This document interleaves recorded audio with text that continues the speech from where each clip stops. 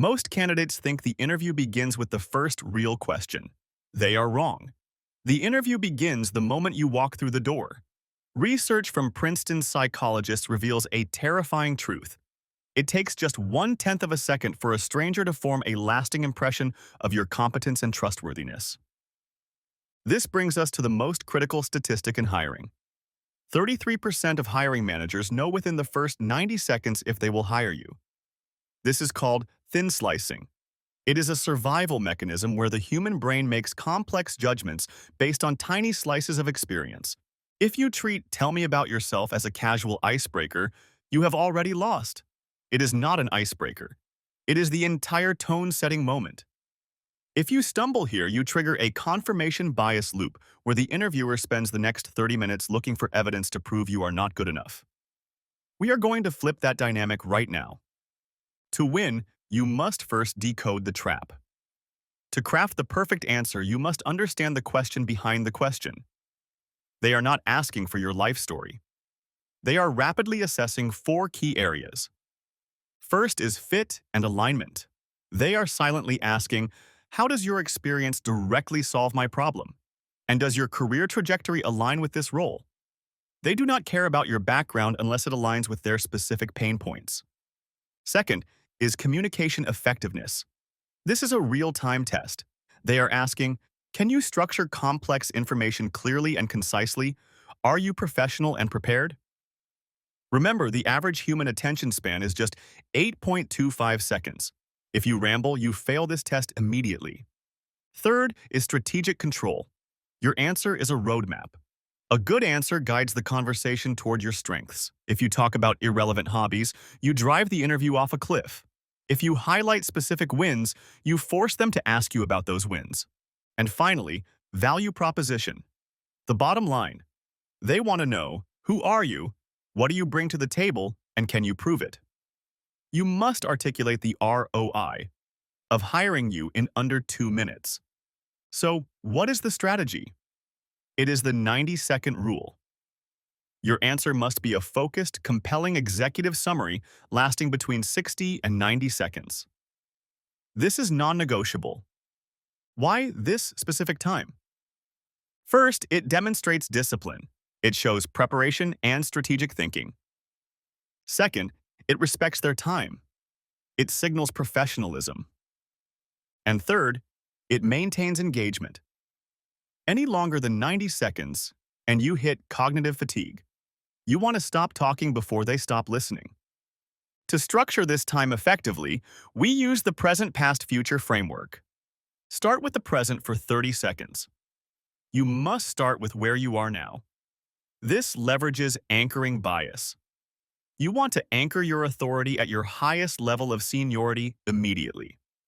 Do not say, I started my career as an intern. Say, I am currently a senior engineer. Next, move to the past for 30 seconds.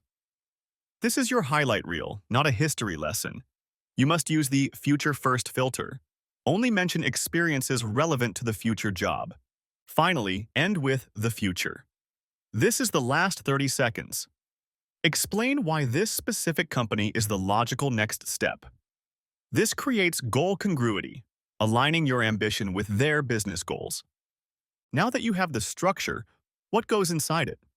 We use the WPP rule: 80% work, 15% education, and 5% personal. Your answer should be 80% work, your hard skills, achievements, and career mission. 15% education, briefly mentioning relevant degrees or certifications. And finally, 5% personal. Why include personal stuff? Because of a massive study by Leadership IQ.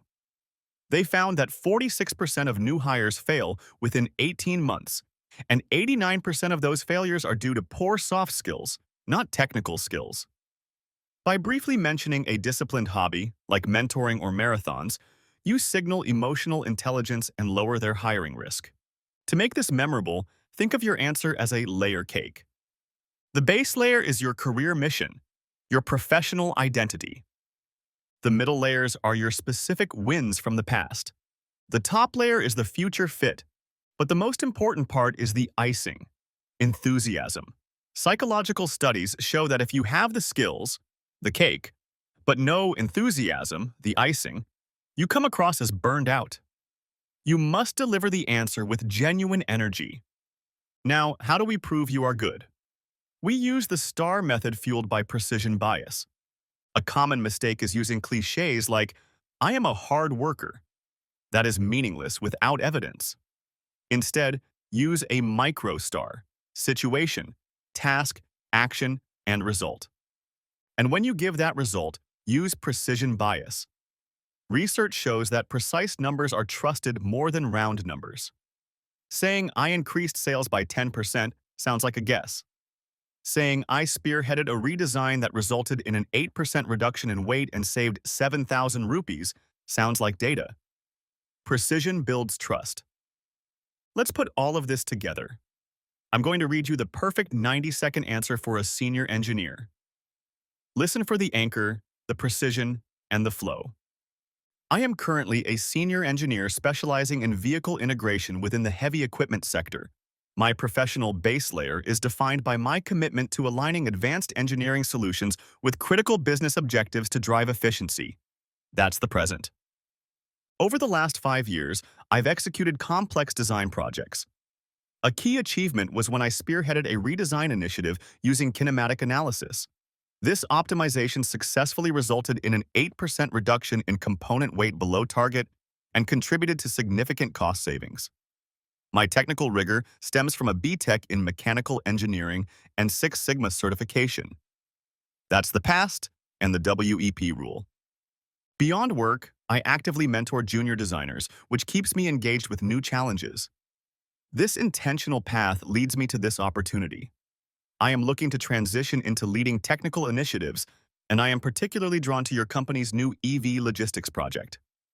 I am excited to bring my proven expertise to contribute immediately to your new development team. That is the future. That answer was perfect, but even good candidates fail if they fall into these traps.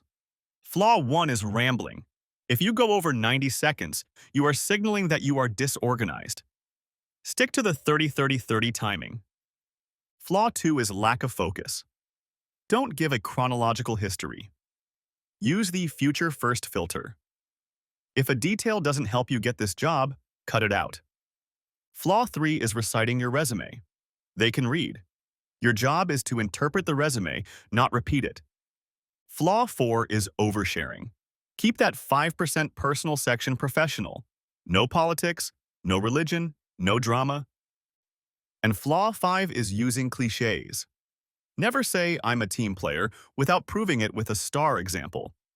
Cliches are the enemy of memory. So, before your next interview, run your pitch through this final checklist. 1. Is it under 90 seconds? 2.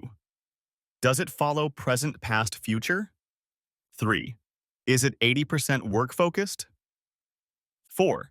Did you use precise numbers? 5. Does every sentence build the case for this specific role? If you can check these boxes, you don't just answer the question. You take control of the room. Go get hired.